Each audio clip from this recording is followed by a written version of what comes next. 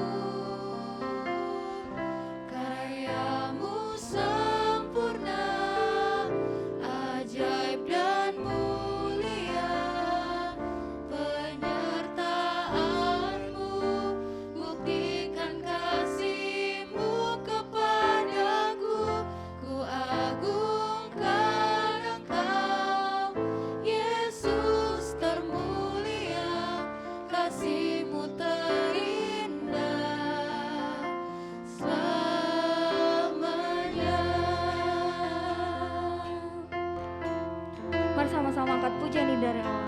Katakan. Kau Bapa yang setia, tak pernah sedetik Kau tinggalkan diriku.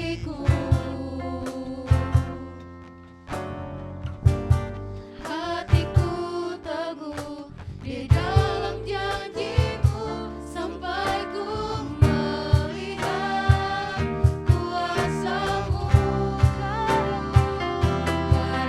Karya-Mu sempurna, ajaib dan mulia. Penyertaan-Mu buktikan kasih-Mu kepadaku. Ku agungkan Engkau, Yesus termulia. Kasih-Mu terindah selamanya.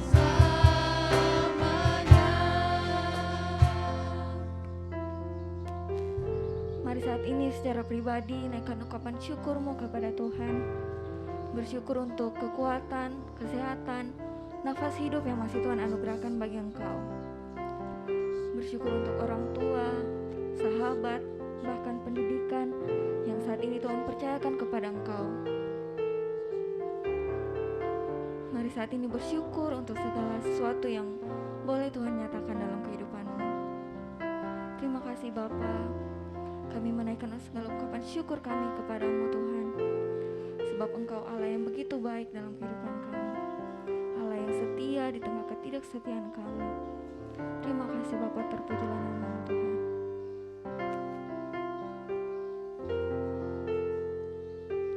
Mari saat ini juga sama-sama kita belajar merendahkan diri kita. Sama-sama kita datang kepada Tuhan dengan penuh kerendahan hati, untuk datang kepada Tuhan mengakui setiap salah dan dosa kita kepada Tuhan, baik itu lewat pikiran, perkataan, dan perbuatan, baik itu yang disengaja maupun tidak disengaja, yang telah menyakiti hati sesama kita, menyakiti hati kedua orang tua kita, bahkan menyakiti hati Tuhan. Teman-teman, Dia adalah Allah yang penuh dengan kasih. Dia adalah Allah yang akan mampu mengampuni setiap salah dan dosa kita. Mari datang kepadanya memohon pengampunan. Terima kasih Tuhan Yesus.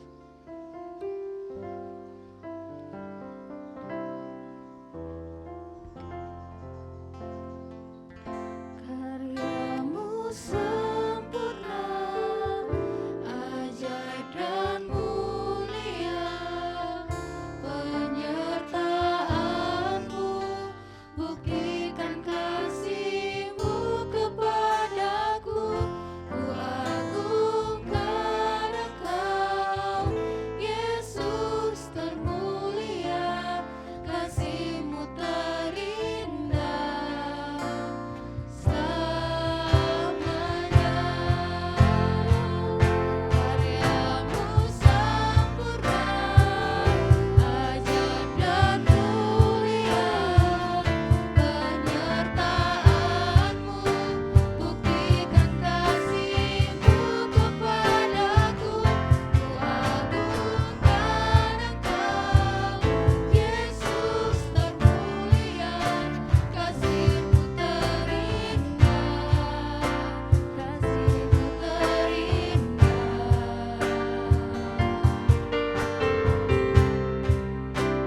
selamanya. Terima kasih Tuhan, sungguh kami bersyukur Tuhan. Pada saat ini kami siap untuk lebih lagi memuji memuliakan nama-Mu. Biarlah Engkau yang bertata di setiap puji-pujian kami Tuhan. Kami siap memuji nama-Mu Tuhan. Setiap yang siap memuji Tuhan sama-sama katakan amin. Sekarang kita mau sama-sama memuji nama Tuhan, sebab di dalam Tuhan penuh dengan sukacita. Katakan amin. Amin. Haleluya. Haleluya.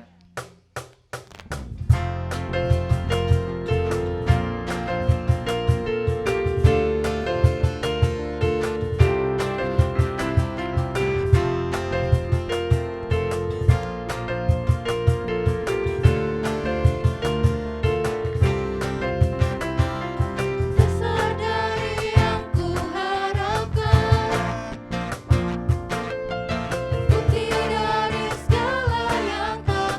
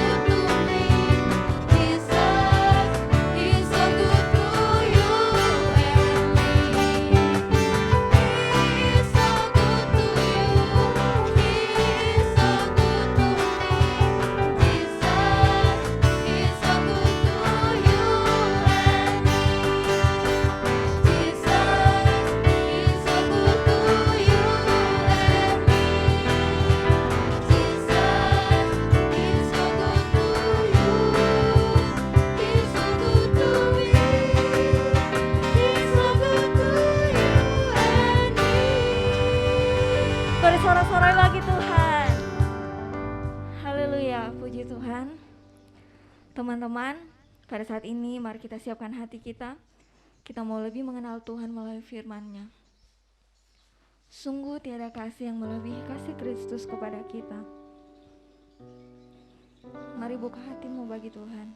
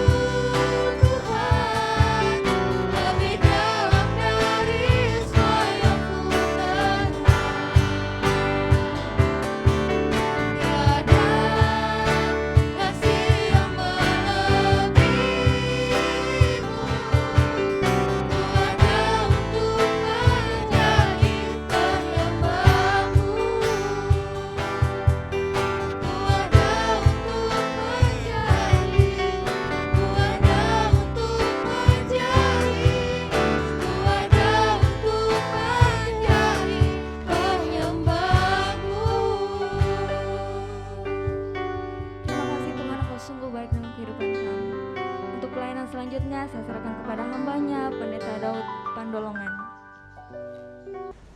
Shalom, kita kembali berjumpa setelah kita bersama-sama mengikuti sesi pertama dan juga sesi yang kedua. Kita sudah sampai kepada sesi yang ketiga dengan tema In Christ I am a new creation. Di dalam Kristus aku adalah ciptaan yang baru. Mengawali pembahasan kita ini, kembali saya mengajak kita sekalian untuk satu di dalam doa. Mari kita berdoa. Bapa, di dalam nama Tuhan Yesus kami kembali bersyukur kepada Tuhan, karena Tuhan telah menolong dan menyertai kami dalam sesi pertama dan sesi yang kedua. Dan saat ini ya Tuhan, kami akan masuk dalam sesi yang ketiga. Kami tetap membutuhkan pertolongan-Mu, pengurapan dari Roh Kudus untuk memampukan kami memahami kebenaran firman-Mu, supaya dengan demikian ya Tuhan, kami diperlengkapi untuk hidup yang berkenan kepada Tuhan sebagai anak-anak Tuhan. Hamba-Mu yang sederhana ini kembali memohon urapan khusus daripada-Mu, supaya diberi kesanggupan untuk dapat menyampaikan firman-Mu dengan baik. Berfirmanlah ya Tuhan, kami siap mendengar. Di dalam nama Tuhan Yesus kami berdoa. Amin. Saudara-saudara yang dikasihi Tuhan dimanapun berada saat ini, mengawali pembahasan kita untuk sesi yang ketiga, In Christ I am a new creation. Saya mengajak kita sekalian untuk membuka firman Tuhan dari 2 Korintus 5 ayatnya yang ke-17. 2 Korintus 5 ayatnya yang ke-17.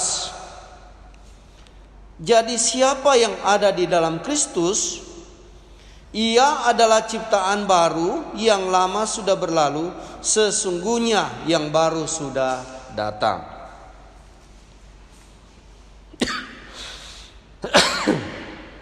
Saya ulangi, 2 Korintus 5 ayat 17. Jadi siapa yang ada di dalam Kristus, ia adalah ciptaan baru, yang lama sudah berlalu, sesungguhnya yang baru sudah datang. Nah, saudara-saudara yang dikasihi dalam Tuhan Yesus Kristus, dalam sesi pertama kita sudah belajar bersama-sama bahwa manusia adalah salah satu dari sekian banyaknya ciptaan Tuhan. Namun demikian, manusia adalah ciptaan yang termulia. Namun manusia ciptaan yang termulia ini telah jatuh di dalam dosa, dan karena jatuh di dalam dosa maka ia telah kehilangan kemuliaan Allah. Bukan hanya kehilangan kemuliaan Allah, tetapi juga kehilangan damai sejahtera. Itu artinya hubungan dengan Tuhan telah menjadi rusak. Oleh karena hubungan yang telah rusak, maka Allah mengusir manusia dari Taman Eden. Lebih jauh, Alkitab memberitahu kita bahwa upah dosa adalah maut. Maut adalah berbicara tentang kematian kekal, yaitu terpisah dengan Tuhan selama-lamanya, atau berada di neraka selama-lamanya. Namun dalam sesi yang kedua, di mana kita telah membahas tentang the Son of God,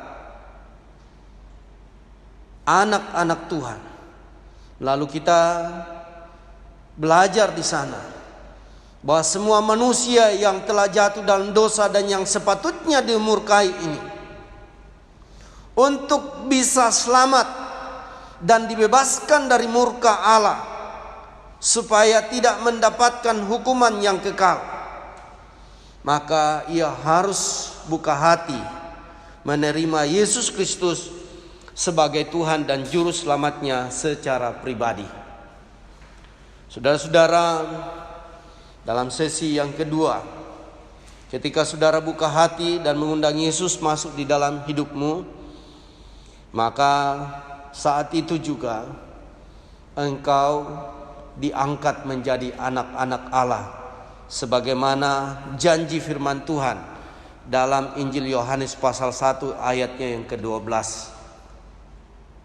Barang siapa yang menerimanya, diberinya kuasa supaya menjadi anak-anak Allah, yaitu mereka yang percaya kepadanya.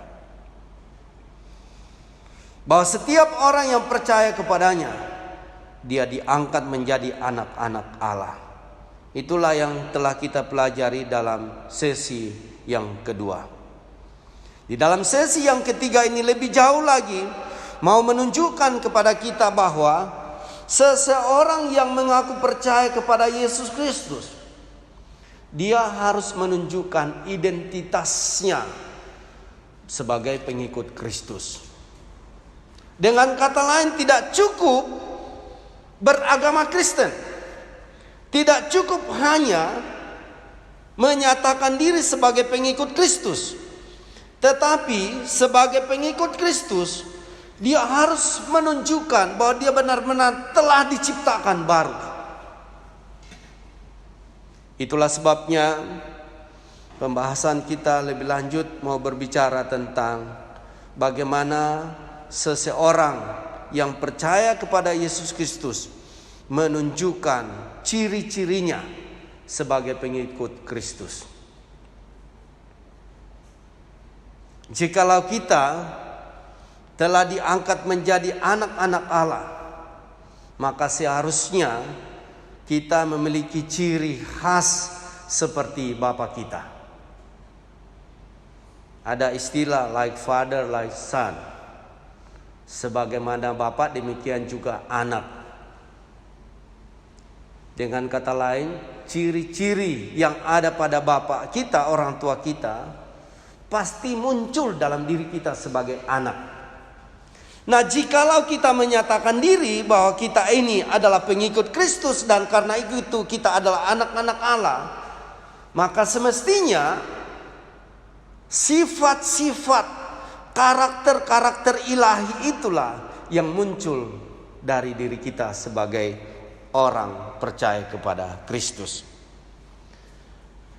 Saudara-saudara yang kasih dalam Tuhan Yesus Kristus, inilah yang dimaksudkan oleh Rasul Paulus dalam 2 Korintus 5 ayat 17 yang kita baca tadi.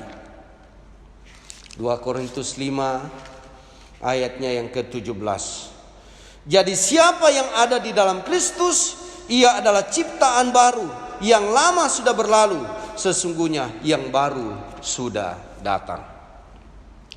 Ada beberapa hal yang saya akan bagikan kepada kita sekalian, yang seharusnya menjadi ciri kita sebagai pengikut Kristus. Yang pertama, bahwa sebagai pengikut Kristus, maka seharusnya kita adalah orang-orang yang bermoral baik. Dengan kata lain, karena kita telah diubahkan, diciptakan baru di dalam Kristus, maka itu nampak dalam perbuatan-perbuatan kita yang baik. Di dalam Matius 5 ayatnya yang ke-13 hingga ayat yang ke-16 tentang perbuatan baik ini sebagai ciri khas kita sebagai pengikut Kristus adalah bahwa kita ini semestinya adalah menjadi garam dan terang dunia. Saya bacakan seperti ini firman Tuhan. Matius 5 ayat 13 hingga ayatnya yang ke-16. Kamu adalah garam dunia.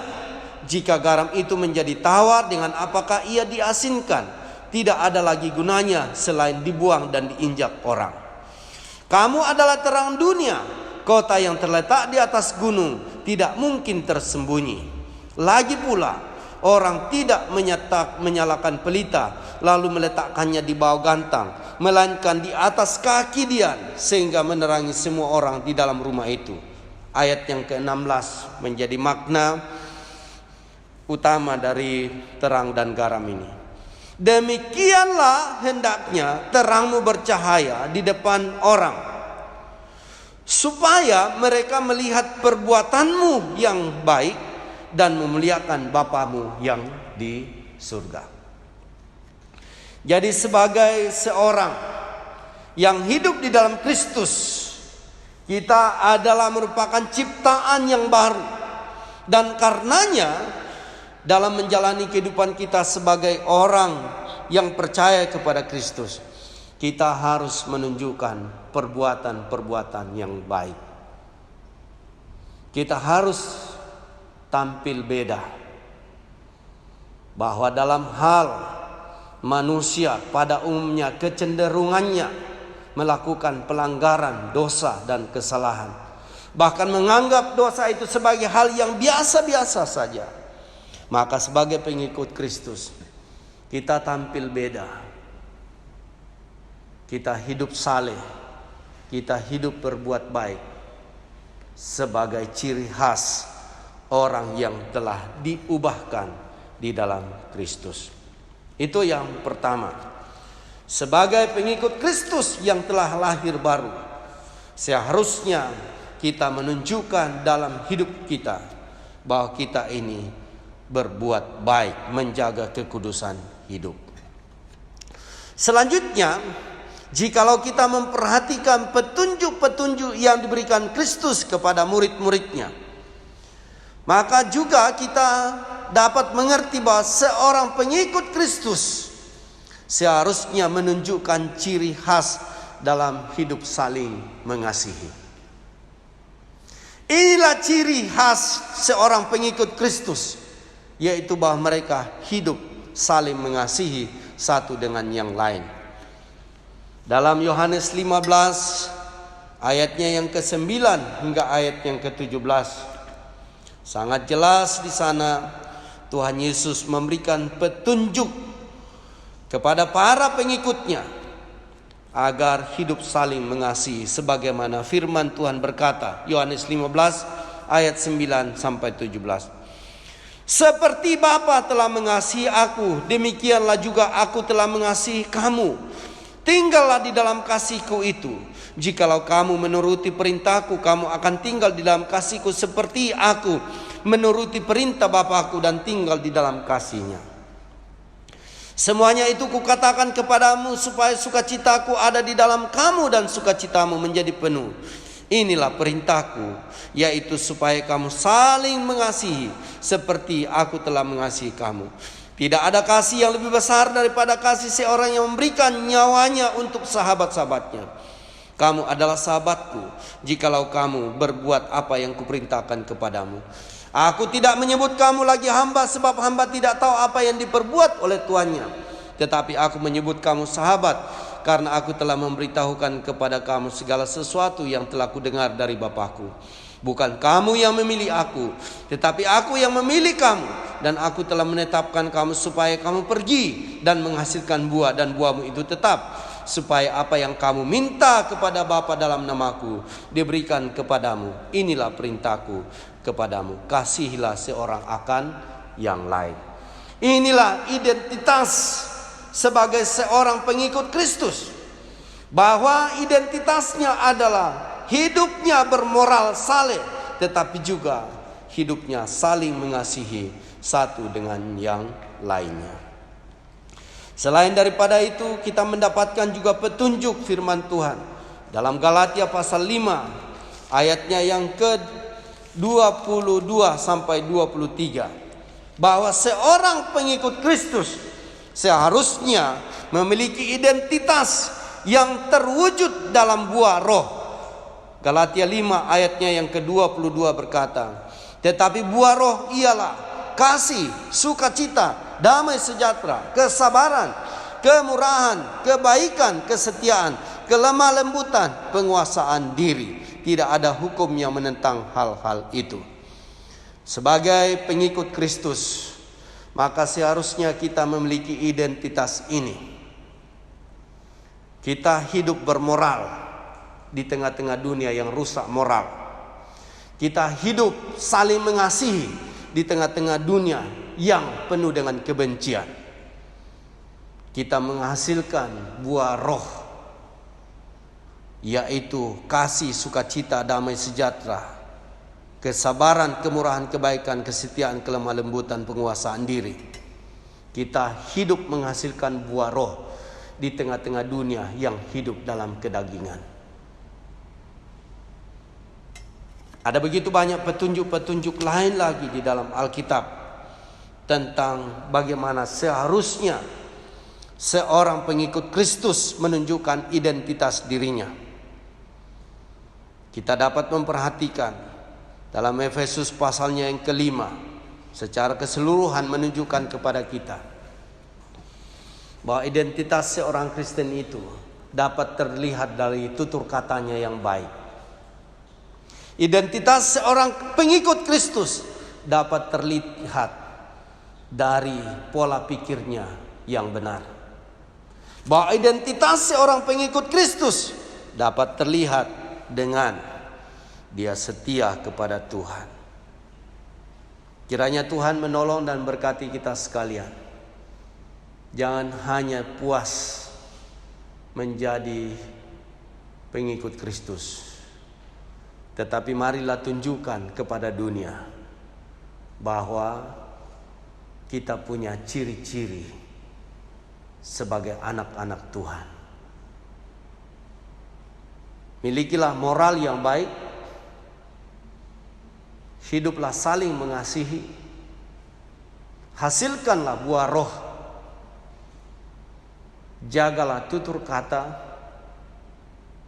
jagalah sikap dan tingkah laku, dan terlebih lagi, jagalah persekutuan kita dengan Tuhan. Karena sesungguhnya seseorang yang mengaku percaya kepada Kristus, dia harus menunjukkan bahwa dia sungguh-sungguh cinta Tuhan dalam hal ibadahnya.